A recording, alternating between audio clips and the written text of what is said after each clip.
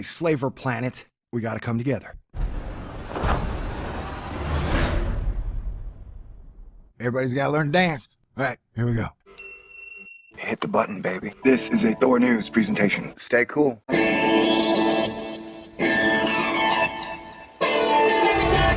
Thor News presents...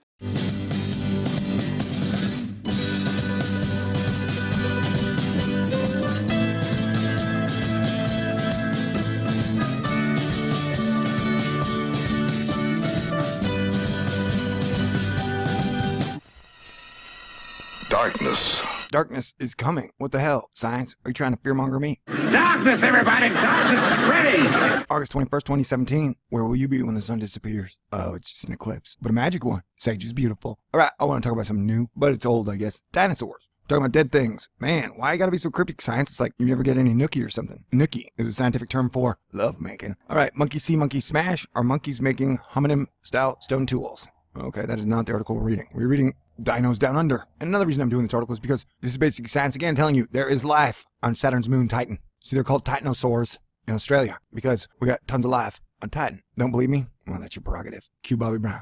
Newly discovered Australian Titanosaur Savanosaurus elatorium goes for a stroll. Can you hear the thunder? Yes, of course I can. Meet Wade and Matilda. Matilda. Reminds me of The Professional. It's an awesome movie by Luc Besson. Ain't that right, Wes Anderson? I don't know, Wes. Do you like action movies? Anyway, Rushmore and Royal Tenenbaums, two of my favorites. Sidebar, in reverse. The newest superstars from Australia, bigger than the Hemsworth brothers. I see they're referring to me already, although I'm not a Hemsworth. One Hemsworth, I believe, plays me in a movie.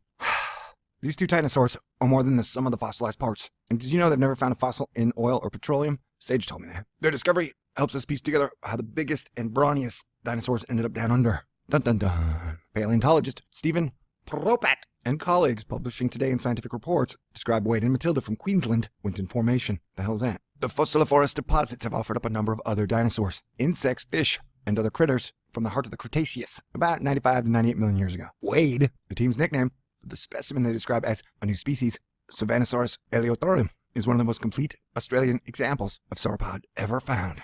And within the long-necked, long-tailed herbivorous sauropod family, Wade falls into the Titanosaur category. These were the biggest of the big. As one happy dude. I would make a comment, looks like he's trying to hump the invisible dinosaur, but I don't want to be disrespectful. And we need more happiness on the planet. Is he floating in zero G? Oh, he's laying down the dinosaur bones. Okay. Sorry, Mr. Poropat. I know science is serious. I don't mean to be such a immature jerk. And you know what? My ratings would probably do better. People like their serious science. Tough shit. Wade's formal species name, Elatorium, I've repeated that like 8 times now, is in honor of David Elliott. Are you padding your article, man? The rancher and paleontologist superfan who found the first fragments of the skeleton while out mustering sheep back in 2005. Yes, it took more than a decade to dig out Wade, nicknamed for the late paleontologist Mary Wade, and prepare the fossilized bones, including the painstaking process of removing the hard rock encasing them. Dem bones, make up one of the most complete sauropod skeletons ever unearthed in Australia. I think Albert Pike mentioned something about this. Wade is not the biggest of the big in the Titanosaur department. Some titans checked in with lengths of more than 100 feet, but Down Under dinosaur was just under 50 feet long. A respectable length, she said, for what is essentially a Cretaceous cow. What? Okay. No, it's like Flintstones and dinosaur burgers. I know, dinosaurs aren't very cute, but I don't think I'd want to eat them. Because you know how we don't eat the cute animals. Among the new Titan's noble characteristics, a wide ribcage and hips. The hips were at least a meter wide, which must have made shopping for jeans a nightmare. It's bad enough when I tell jokes about science, but it's much worse when science tries to tell jokes about science.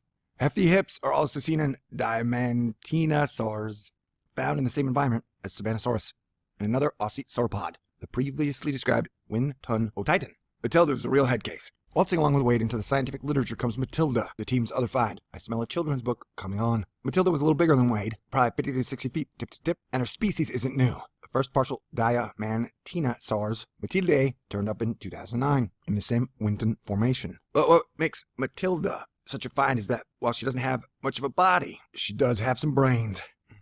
I got lucky. I got a woman who's got a hell of a body and a hell of a brain, and almost too much brains, or rather, a nearly complete brain case.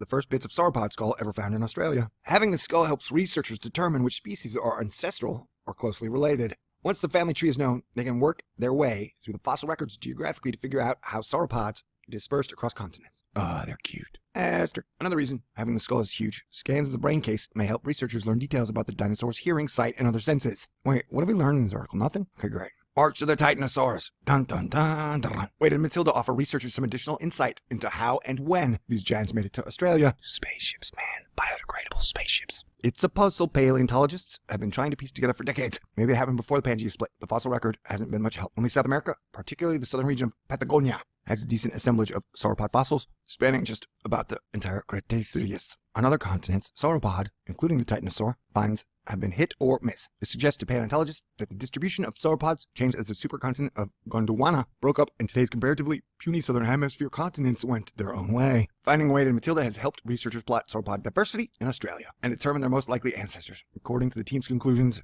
it appears most likely that South American sauropods took advantage of a period of warming about 100 million years ago that would have made Antarctica a comfortable continent to cross without a parka. Science joke number 2. The researchers behind Wade and Matilda readily agree that the route and timing of sauropod migration to Australia is not yet carved in stones. It's more penciled in, and we'll need a lot more fossils from a lot more of the southern hemisphere to know for sure. If you want to know more about the messy Cretaceous conundrum the current fossil record presents, definitely give today's paper a read. It's open access, yay, and the introduction neatly sums up the challenges paleontologists face figuring out dino diversity and dispersal during the golden age of these thunder lizards. All right, keep your eyes on the road, your hands upon the wheel. God bless everyone. Dino days are back again. Peace out.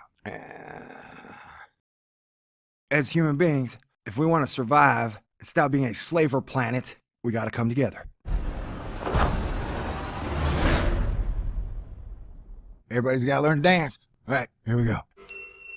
Hit the button, baby. This is a Thor News presentation. Stay cool.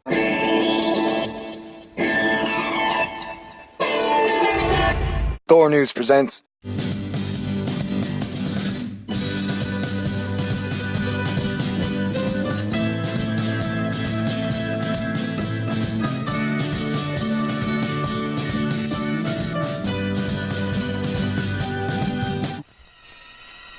Darkness.